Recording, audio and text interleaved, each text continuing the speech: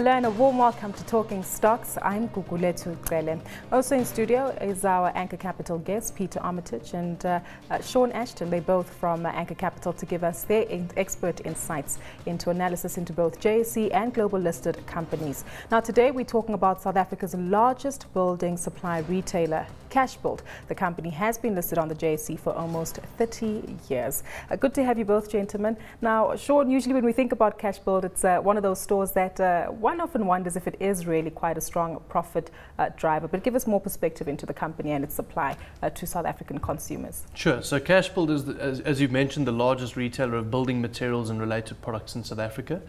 A large part of their customer base is in the outlying rural areas, so you will often find that a lot of these stores are located outside of the major metropolitan areas. And really what this company should benefit from over time is the formalization of housing in the country. So as you see these traditional township type developments where there might have been a tin roof before, increasingly proper brick houses with tiled roofs, Cashbuild should capture all of that business over time, and they've done quite well in capturing a lot of it to date. I understand it was listed back in 1986, so surely this means it might have stood the test of time and has around 218 stores allocated across the country. Yeah. Quite a footprint there. Sure.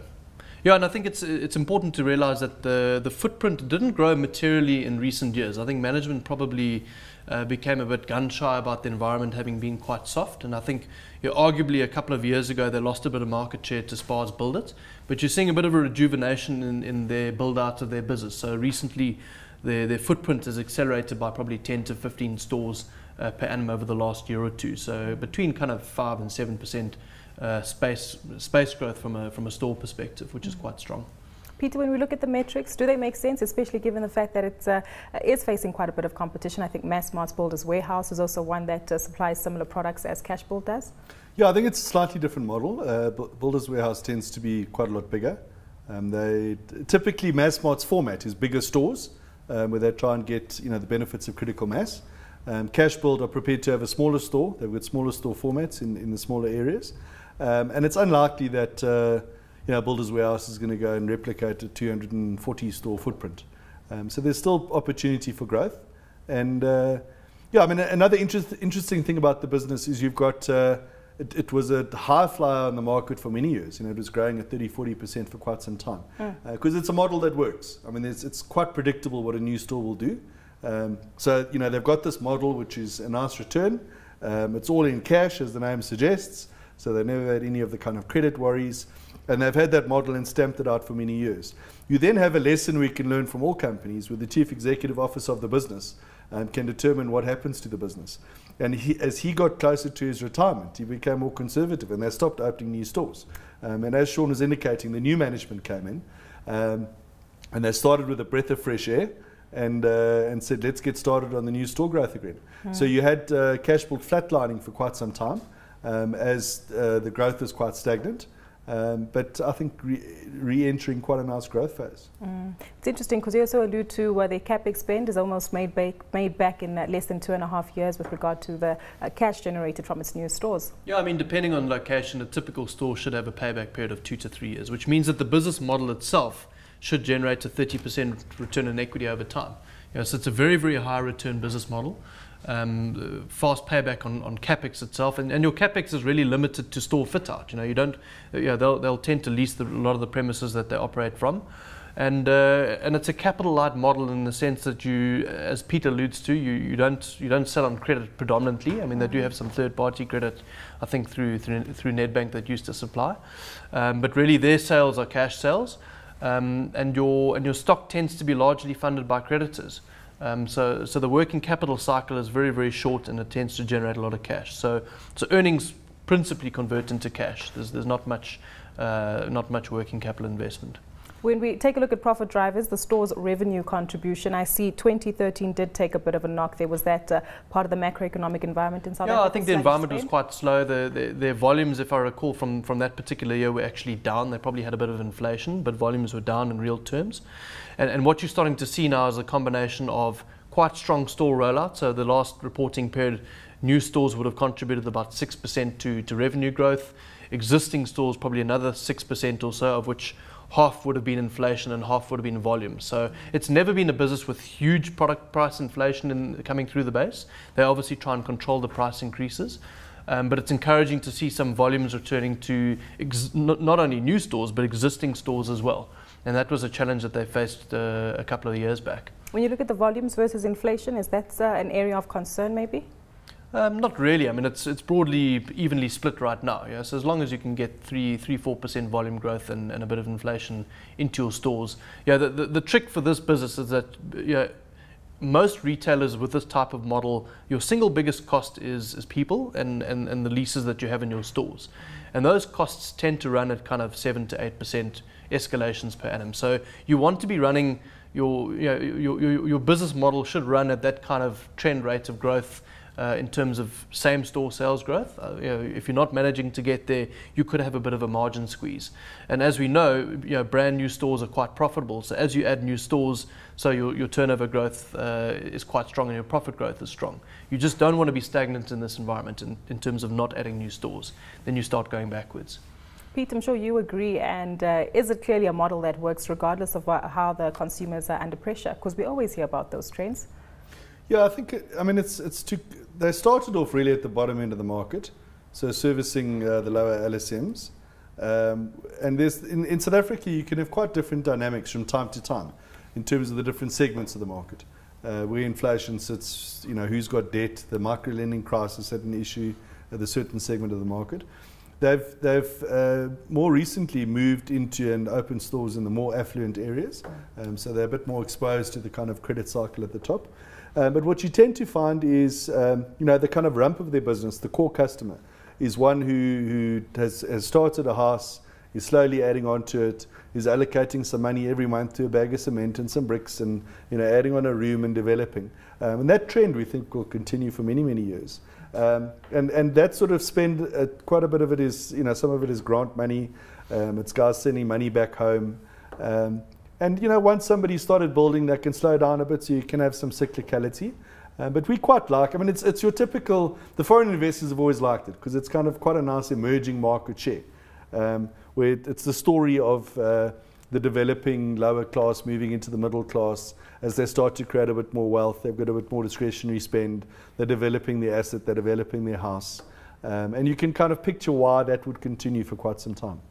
It does have a very strong SA focus, but would venturing further into the continent be something that management would obviously want to pursue and would make sense from an investor's perspective? It is, but it's, moving into Africa is always an interesting one. The management said to us a few years ago, I remember, that if moving up into Africa, it's a big risk. You don't know how big the footprint is. If you've got a store in South Africa, you can pretty sure of what the cement supply will be, where the steel will come from. It kind of all works. So, they're saying there's still an opportunity to open 50 stores within 100 kilometers of their head office in Johannesburg. And I think the inclination has been it's a lot easier, a lot more predictable to open South African stores. But they haven't had their eyes closed to Africa. They have opened some stores and they moved up north. But there's probably still going to be more growth out of South Africa than Africa. But if you take a 10-year view, I guess the business could be quite differently positioned from an African perspective. You did touch on the margins that they manage, Sean, just a moment ago, as well as the biggest costs, that obviously being people and the leases that they have involved. But what about their balance sheet? Is it fairly lazy?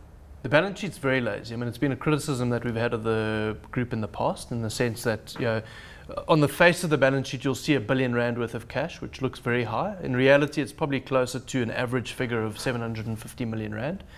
If you just look at the interest that they're earning on their cash at any given 6-month period.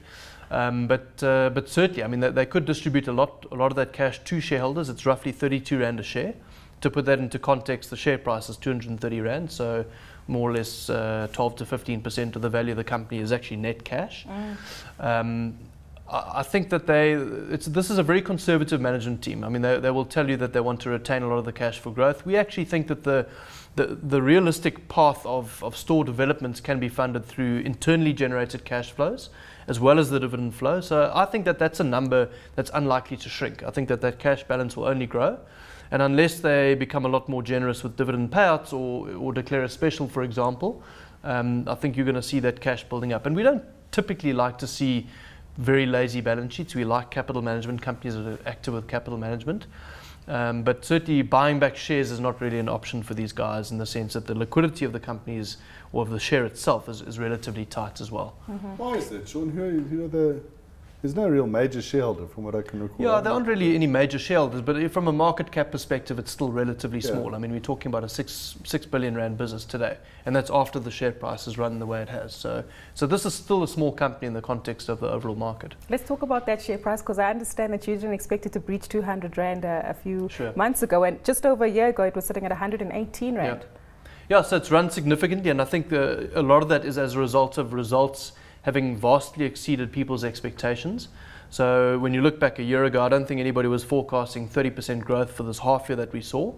And actually the second half, they've given a sales update which indicates sales growth ahead of what we saw for the first half period. So if anything, the full year will be a lot better than you saw at the half. And obviously when you're operating at a 5 or 6% operating margin, if you can keep your costs below the 15% or 12 to 15% turnover run rate that you're achieving, there's significant leverage to be had. I think a lot of that is starting to be priced in the sense that this is a business where the margins have been cyclical over time. It got to a low of about 4%. But by the time they report 2015 results, we think that their operating margin will be closer to 6.5%, which is about the high over any meaningful measurement period in the company's history. So I think they're getting back to peak margins, and then it's about can they actually sustain the top line growth and the new store openings. And it trades at about a forward 13.5 times P multiple now, which is still not unreasonable. Not unreasonable. Well, that does bring us to the time where we ask our experts whether to buy, hold or sell the stock.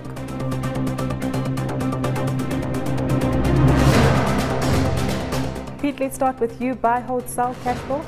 I think we'd put a buy on it, but it's not a racy share. It's not going to race away. We don't expect 40% returns out of it. But a nice dividend yield, a nice predictable, core, uncomplicated business, getting high returns, will deliver profit growth over the years, a nice trend. So for investors looking for that type of share, we think it's quite attractive. Sean, I take it you agree as well? I think the easy money's been made. I mean, I always hate defaulting to a hold because it kind of feels like you're sitting on the fence, but I think it'll deliver returns more or less in line with the broader market, would be my sense of things, given where the valuation has come from and where it's got to. And you've just got to be a little bit circumspect about the fact that margins are back to peak levels this year, and we know this has been a cyclical company over time. So I would call it a hold for now. And your thoughts on management, despite their laid-back approach? Yeah, I think they're solid, hey? Yeah. They've grown up through the business, so it's they know it. It's a simple business, they run it well, and they're stamping out the model. Understand it through and through. Well, that's what we've heard on Cashbuild. It certainly does come through as a buy from our experts today, from Peter and Sean. Well, that's where we leave it for this week on Talking Stocks. Do join us again next time.